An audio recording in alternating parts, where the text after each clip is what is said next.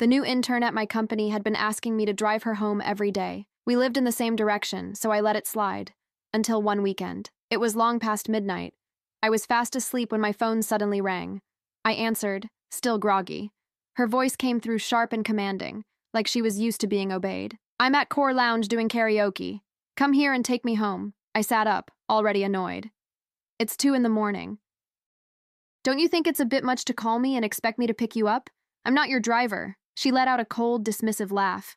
"My cousin is the HR director. Driving me around is a privilege for you. Do what you're told, or I'll make sure you get fired." I paused. Not because I was intimidated, because it was almost ridiculous. She still didn't know who I was. Since I didn't say anything, Vanessa Cole made a faint sound of impatience. "What's wrong? Scared now?" she said. "Then hurry up and bring me a hot milk on the way. I want it the second I get in the car." I listened as she kept piling on demands like it was completely normal. Honestly, I couldn't help but laugh. Vanessa had only been with the company for a month. The day I first saw her, I had just come back from checking the factory floor, still wearing my work clothes. I ran into her in the elevator right after her interview. She wrinkled her nose, looked me up and down, and subtly moved away from me. People at the company usually kept their distance when they saw me anyway, so I didn't think much of it. The next day after work, I was about to drive home when Vanessa walked straight up to my car. She opened the passenger door and sat down. Her tone was completely matter-of-fact. "You're one of the factory techs, right? I saw you heading toward Lakeview Residences yesterday. That's where I live. Drop me off on the way." I was momentarily stunned. I oversee more than a dozen companies, with tens of thousands of employees, and yet, this was the first time someone had spoken to me like that. I opened my mouth to respond, but she had already buckled her seatbelt and was urging me forward. "Let's go. I'm in a hurry." She took out her phone and started scrolling. She didn't even look at me again. She was new. I let it go. It was on my way anyway, so I drove. When we arrived at Lakeview, she didn't thank me. She didn't even glance back. She just slammed the door and walked off. I figured she had just graduated, still didn't understand how things worked, so I didn't think much more about it. I assumed that would be the end of it. It wasn't. From that day on, Vanessa showed up in my passenger seat after work like clockwork. She never asked, never waited, and before I even had the chance to say anything, the demands started. "From now on, stop by my building in the mornings. Pick me up on your way. I hate the smell of smoke. I know it's your car, but no more smoking in it. I came downstairs 3 minutes before you today. Be faster next time. Don't make me wait. These seats are too hard. Bring me a cushion tomorrow, something soft. I don't like the color of this car. When you get the chance, wrap it in pink." At first, I couldn't understand how someone could get daily rides and still act like she was doing me a favor. Then I figured it out. Her cousin, the HR director. "Hello? Why aren't you saying anything? Are you coming or not?" Her impatient voice came through the phone again. I yawned. "No, I'm going back to sleep. Call a cab," and I hung up. Before I could even put my phone down, it rang again. "Ethan, have you lost your mind? Did you seriously just hang up on me?" she snapped. "Do you realize my cousin is sitting right next to me?" I replied lazily. "Oh?" That only made her more irritated. "You really don't get it, do you? No wonder you're stuck doing manual work at the bottom of the company." She didn't stop. "Let me make it clear. I brought my cousin and his whole family out to karaoke tonight to thank him for getting me this job. If you had any sense, you'd come here right now, pay the bill at Encore, and then drive all of us home." She paused briefly. "Make a good impression on my cousin. Do a good job, and maybe he'll speak well of you. One word from him, and you could move from the factory straight into an office. Just like that." I paused for a moment, then asked, "You're sure your cousin can get me promoted with just one word?" Vanessa didn't hesitate for even a second. "Let me tell you something," she said. "Last month, a guy in marketing disrespected my cousin. Just once." Her tone carried a strange kind of pride. "My cousin had him transferred straight to the warehouse. The guy had been with the company for 6 years, and he didn't even dare say a word about it. He just left. That's how simple it is." I went quiet for a moment, because I remembered that case. A longtime employee, solid, reliable, had suddenly been reassigned to the warehouse. At the time, it didn't make sense. I had even asked about it. The explanation I got was that he had requested the transfer himself, said he wanted a change of pace. I assumed he was burned out, so I approved it. Now, it was clear what had really happened. I took a slow breath. "Your cousin really knows how to handle things. Vanessa completely missed the meaning behind my words. She sounded even more pleased with herself. Now you're starting to get it, she said. My cousin told me that in a few months he's bringing our entire family into the company, every single one of them. Her voice sharpened slightly. Men, women, young, old, placed in every department. Once that happens, the whole company will answer to us. I smiled faintly. Which HR director is that again? I asked. Then I added, isn't your cousin worried the boss might find out? Vanessa laughed, completely confident. My cousin already thought about that. The owner of this company is the richest man in the city. He runs more than a dozen major corporations. She scoffed lightly. You really think he has time to care about some small branch like this? Then she said it plainly. As long as the boss isn't around, my cousin is the one in charge. Period. I smiled again. She wasn't wrong about one thing. I did manage more than a dozen companies, but those operations had already stabilized years ago. This branch, on the other hand, had been underperforming for a long time. That's exactly why I had been coming here almost every day, checking the factory, looking at the numbers, trying to figure out where things were going wrong. Now I finally knew. The problem wasn't outside. It was inside. Are you coming or not? Vanessa snapped again. Let me make this clear. Once my family gets into this company, every single one of them will outrank you. She didn't wait. If you don't start sucking up to me now, you'll regret it later. I listened to her demands, and I couldn't help it. I laughed. Funny, I said calmly. I've never been the type to suck up to anyone. Then I added, if your family has such strong connections, you can figure out your own way home. And I hung up. This time, she didn't call again. Instead, my phone filled with messages almost instantly. You're just a factory worker and you dare talk back to me? Just wait. I'm not only going to get you fired, I'm going to make sure you get blacklisted from the entire industry. I stared at the messages for a moment. Honestly, I didn't even know how to react. I run more than a dozen companies. My net worth is well into the billions. And here I was, being threatened about my career by an intern. If this ever got out, my friends in the business world would laugh about it for years. But Vanessa's attitude wasn't what concerned me. It was her cousin. An HR director shouldn't have that kind of authority, which meant one thing. The problem inside this company had already spread much deeper than it should have. I opened my phone and sent a message to the vice president. Send out a notice. Company-wide meeting tomorrow at 9 a.m. All employees must attend. No exceptions. The message had barely gone through when I got a reply. Understood, Mr. Carter. The next morning, I drove to the office like usual. The moment I stepped out of my car, I saw Vanessa standing at the entrance, arms crossed, waiting. Next to her stood a man in his early 30s, dressed in a tailored suit. He carried himself with the kind of confidence that only comes from having unchecked authority. I glanced at his name badge, Daniel Brooks, HR Director. The moment Vanessa saw me, she stepped forward quickly and blocked my path. Then she turned to him. It's him, Daniel. That's the one. Daniel looked me up and down slowly, like he already knew how this would go. So you're the factory worker who disrespected my cousin, he said. Who hired you in the first place? I don't remember seeing your face. To avoid unnecessary attention, I always kept a low profile when I was at this branch.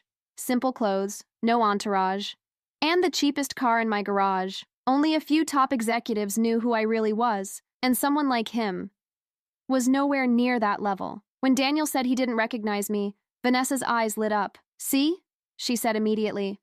Even you don't know him. That means he got in through connections. Fire him, right now. Daniel laughed, a cold, dismissive laugh. So it's a backdoor hire. That explains the attitude. He lifted his chin slightly, clearly enjoying himself. I'll tell you what, he said. Out of kindness, since you've been driving my cousin to and from work for a month, I'll let you keep your job. He paused. But you'll have to agree to a few conditions. I stood there listening. First, he said, counting on his fingers, a placement fee, $50,000, transferred directly to my personal account. Otherwise, one word from me and you're out. He raised another finger. Second, from now on, you'll drive my cousin to and from work every day. You'll do whatever she says whenever she says it. No questions. Another finger. Third, last night you ignored her request to pick us up. That needs compensation. He spoke like he had done this many times before. Taxi fee, $1,000. Drinks and karaoke, $4,000. And since my cousin couldn't sleep all night because she was so upset, That's another 10,000 for emotional distress. He finished counting. That makes 65,000. Then he looked straight at me. Cash or transfer? I stood there, taking it all in. Never in my life. Had I imagined that as the owner of this company, I would have my own employees standing at the front entrance, in broad daylight, demanding money from me without a single hint of hesitation. Daniel pulled out his phone and showed me his payment code, waiting. Like this was already decided. Vanessa stood next to him, watching with satisfaction, enjoying every second. Around us, employees had started to gather. No one looked surprised. Some glanced at me with sympathy, like they were telling me to just pay and avoid trouble. Others smirked slightly, like I had picked the wrong people to cross. Looking at their reactions, I turned back to Daniel. So everyone who wants to work here has to pay you 50,000? I asked. He gave a cold laugh. That depends on the situation, he said. Someone like you who skipped the normal hiring process, me as HR director, fixing your paperwork, don't you think that deserves some compensation? Vanessa nodded eagerly. Exactly, she added. The fact that my cousin is even willing to take your money means he thinks you're worth the effort. She smiled. Just like when I rode in your car. That was a privilege for you. I paused for a second, then asked calmly, what if I refuse? Daniel didn't hesitate. He slipped his phone back into his pocket slowly, like someone who already believed the outcome was guaranteed. If you refuse, he said calmly, I make one call right now. In 15 minutes, you'll have your termination letter, your things packed in a box, and security escorting you out of the building. He paused, just enough to let it sink in. And as a bonus, he added, I'll personally make sure no company in this industry hires you again. Vanessa crossed her arms, smiling with quiet satisfaction. We told you last night, she said, but you hung up, twice. She tilted her head slightly. Now the price has gone up. That's how this works. The employees around us formed a loose circle. No one stepped in. Some looked down. Others watched me with that same expression, the kind that comes from having seen this before, and learning not to get involved. It was a silent understanding. This is how things are here. And if you don't accept it, you pay the price. I put my hands in my pockets and looked at both of them for a few seconds. Then I said, Interesting. Daniel frowned slightly. Interesting? Yes, I replied calmly. I've been wondering for weeks why this branch has the worst performance out of all my companies. I paused. Low numbers, high turnover, good employees disappearing without explanation. Another pause. Now I understand. Daniel let out a short laugh. Look at this guy, he said, turning slightly toward the others. He's giving speeches before getting fired. A few nervous laughs came from the crowd.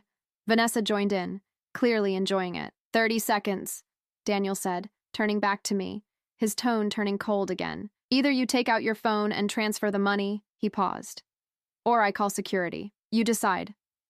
I looked at him, then at Vanessa, then at the employees standing around us. Some had their shoulders lowered.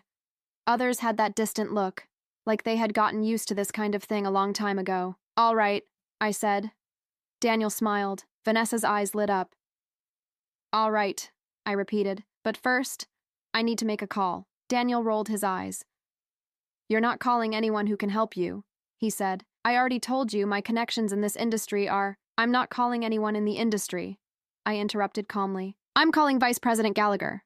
I paused. I want to confirm the time for the 9 a.m. meeting. Silence. Daniel blinked. What meeting? The company-wide meeting, I said. All employees. No exceptions. I took out my phone. I scheduled it last night. Didn't you get the notice? I saw the exact moment something shifted in his expression. Not fear yet, but a crack. A small one. I didn't receive anything, he said. His tone wasn't as confident as before. That's strange, I replied, glancing at my phone, because Gallagher sent it out hours ago. Right on cue. Daniel's phone vibrated in his pocket, then again, and again. He hesitated for a second before taking it out. I watched as his eyes moved across the screen, and that small crack turned into something bigger. It's just an internal notice, he muttered. More to himself than anyone else? Yes, I said. A general meeting. I paused. Hosted by the owner of the company. Another pause. Then I added, that would be me.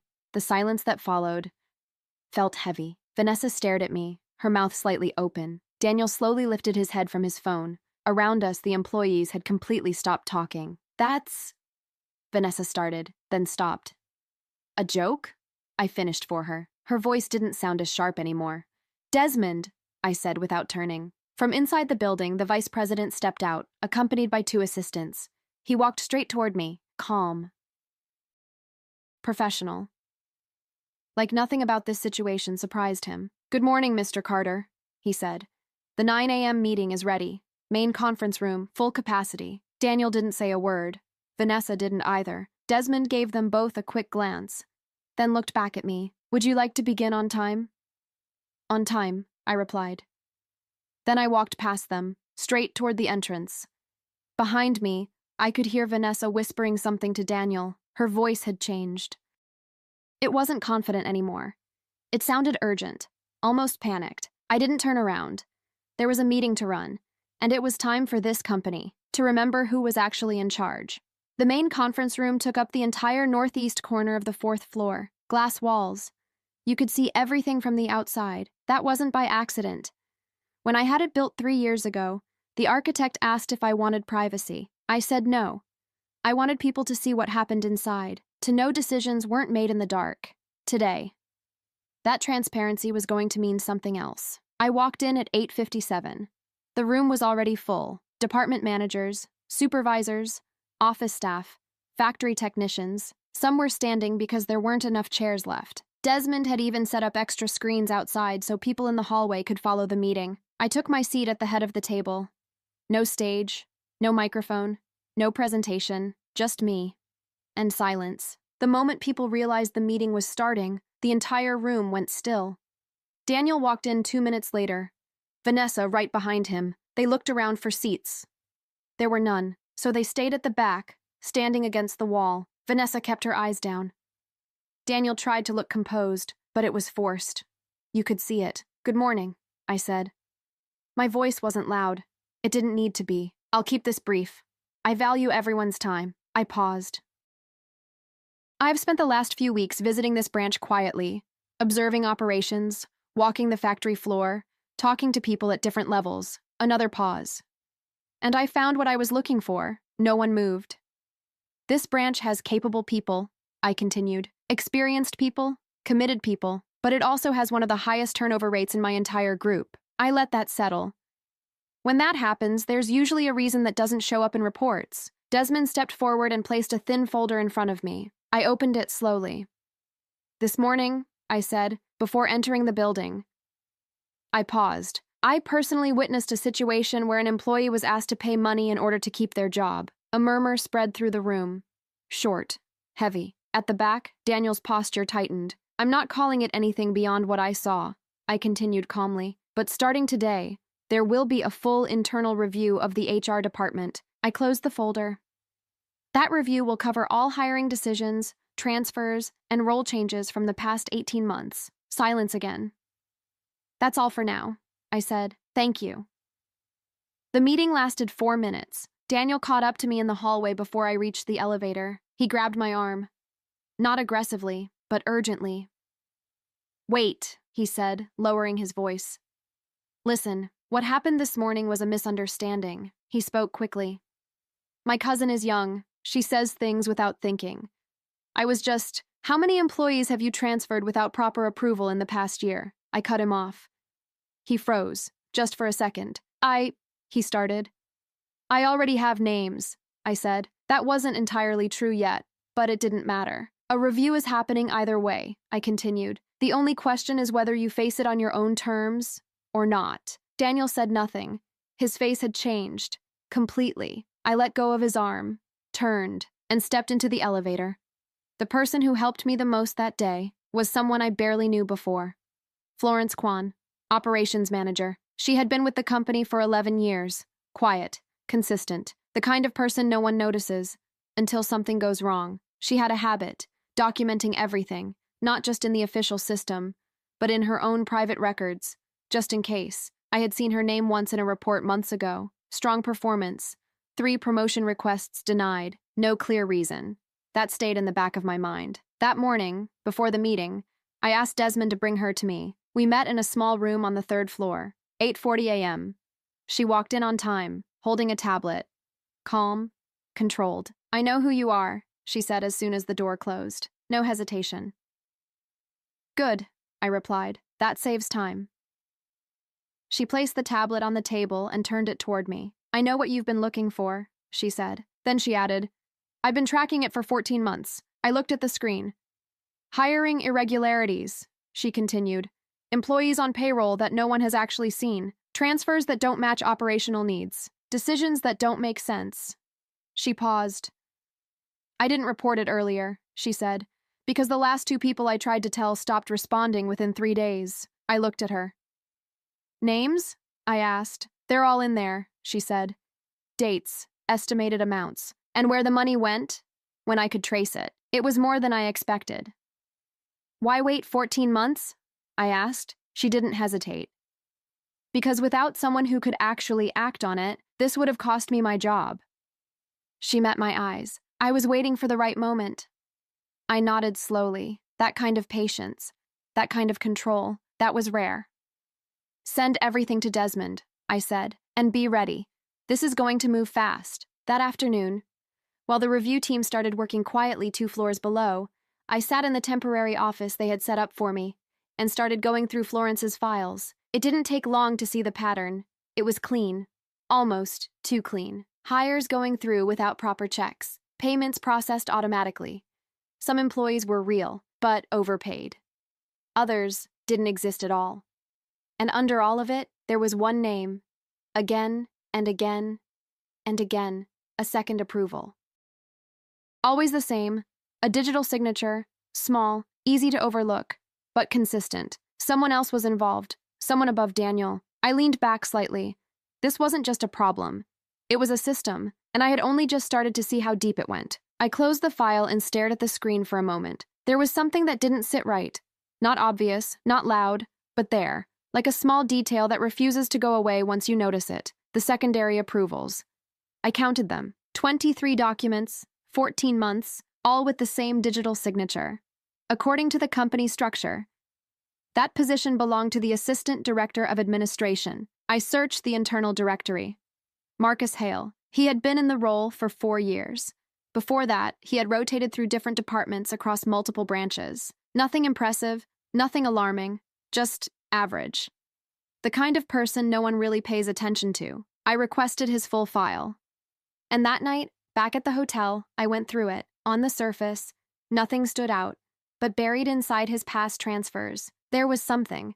At one of the branches he had worked at years ago, the HR director had been dismissed for irregular hiring practices.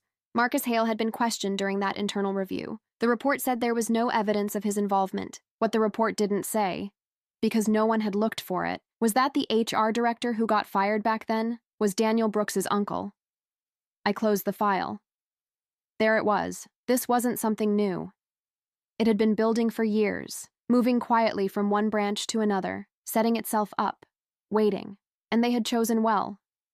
This was the smallest branch in my portfolio, the one farthest from my direct attention. They assumed I wouldn't look closely enough. They almost got it right. That same night, I made a call.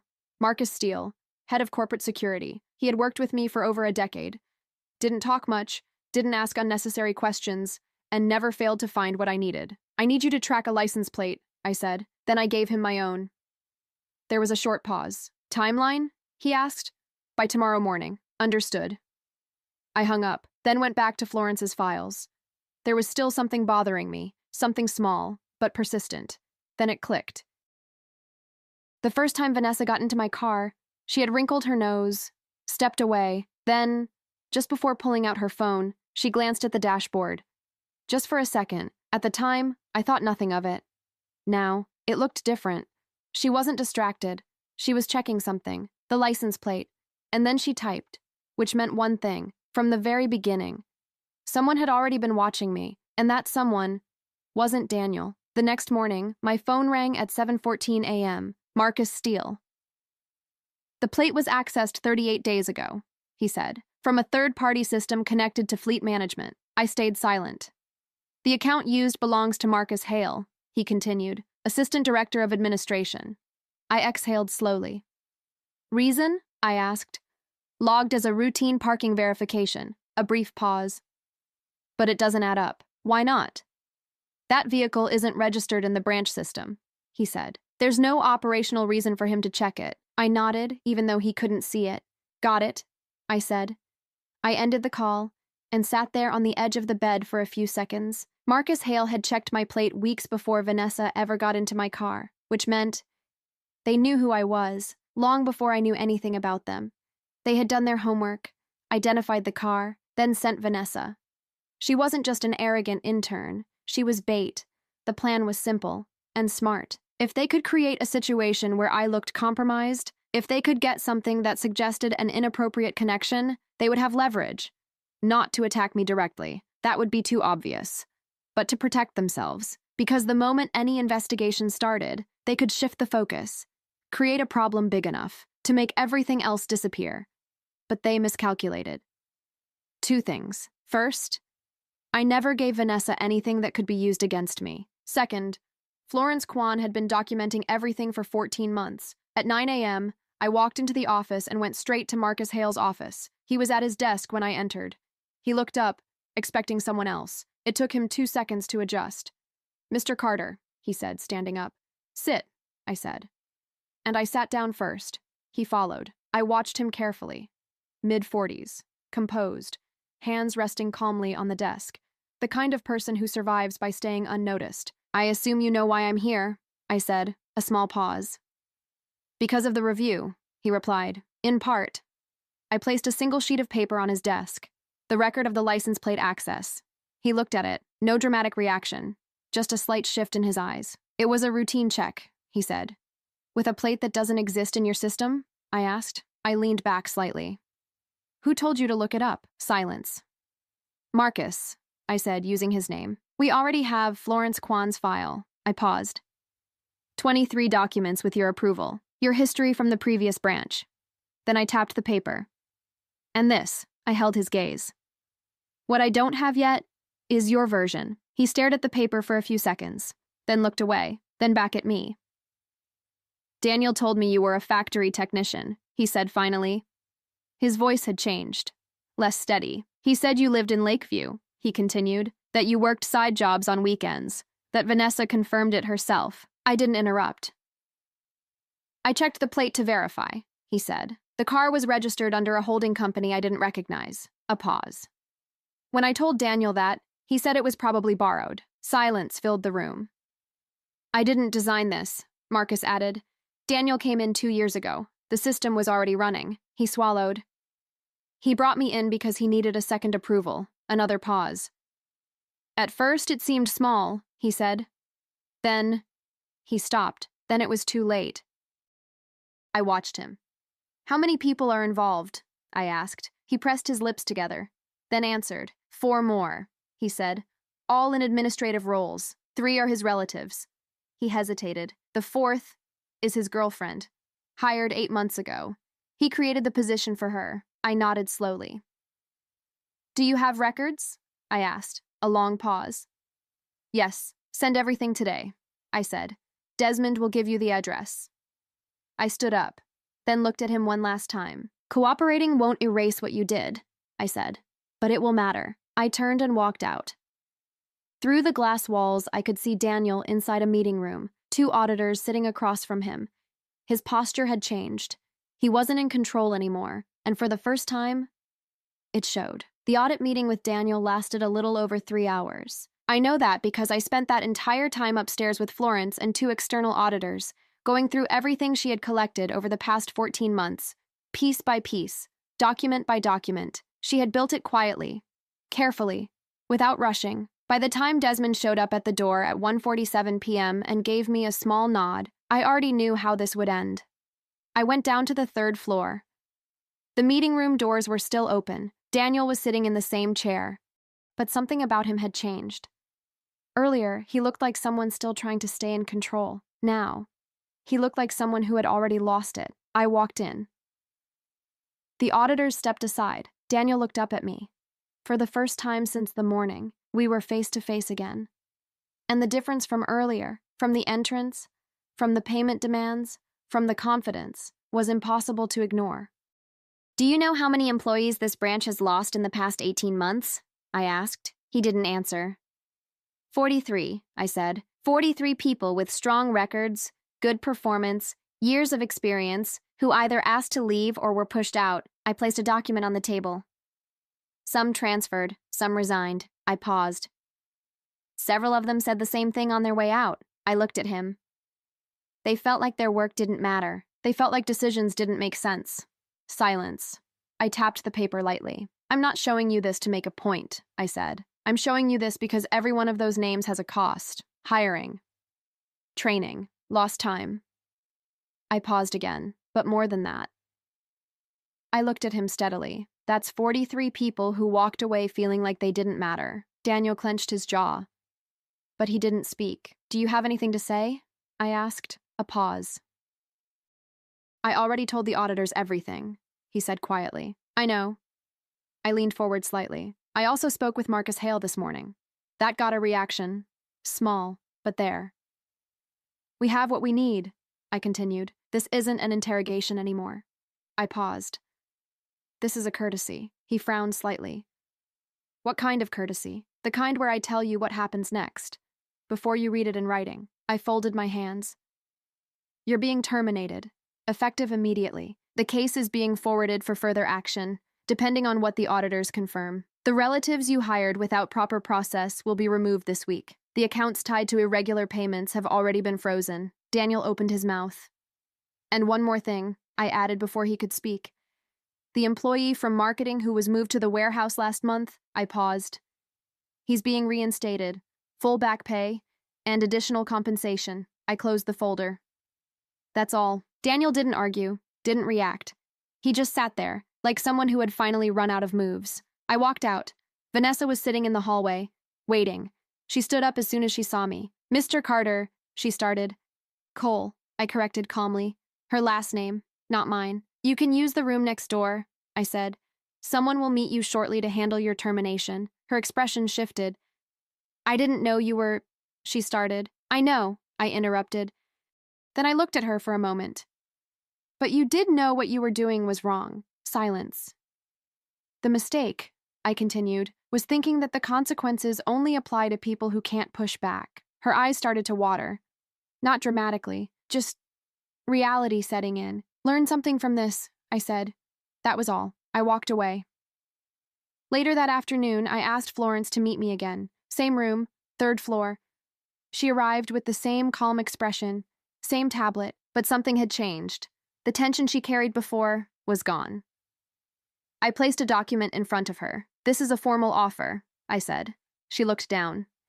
Regional Operations Director. It includes this branch and 2 others. She read it carefully. Every line. No rush. Then she looked up. Why regional? She asked. Because what you did here, I said. Over 14 months, alone, without support. I paused. That's exactly what I need at a larger scale. I held her gaze. The difference now is, you won't be doing it alone. A brief silence. Then she picked up the pen and signed. No celebration.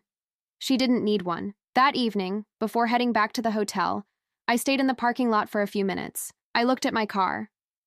The cheapest one I owned. The one Marcus had traced. The one Vanessa had noticed on the very first day. That quick glance she gave the dashboard. That I had dismissed at the time. Now I understood. Arrogance isn't always loud. Sometimes it's quiet. It decides, without thinking, who matters and who doesn't. Daniel never really looked into who I was, because he had already decided. Work clothes, simple car, no presents. Conclusion, no threat. Vanessa did the same thing. She trusted borrowed power, because as long as no one challenges it, it feels real.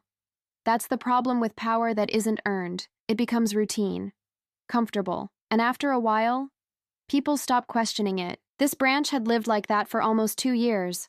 43 people left.